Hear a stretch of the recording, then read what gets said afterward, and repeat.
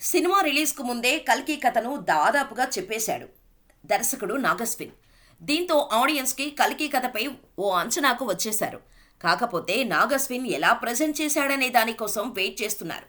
నాగ్ మైండ్లో రన్ అయిన కల్కి కథ తెరపైకి వస్తే చాలు కల్కి ఓ అద్భుతంగా నిలిచే ఛాన్స్ అయితే ఉంది. హాలీవుడ్ రేంజ్ విజువల్స్తో సూపర్ విజన్తో కల్కిని తెరకెక్కించినట్టుగా ఇప్పటికే రిలీజ్ అయిన ట్రైలర్స్తో చెప్పేశాడు.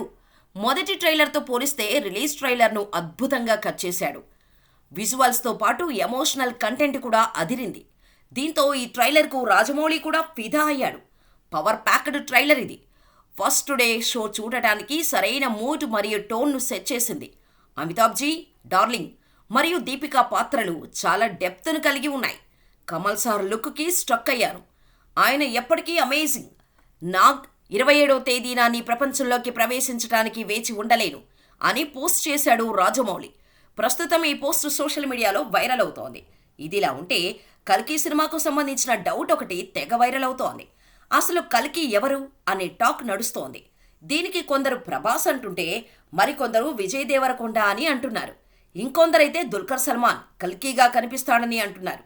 కానీ ఇక్కడ చెప్పాల్సింది ఏంటంటే ఈ సినిమాలో హీరో ప్రభాస్, పైగా టైటిల్ కూడా కల్కినే. అలాంటప్పుడు కల్కి ఎవరు అనే డౌట్ రావడం ఆశ్చర్యంగానే ఉంది.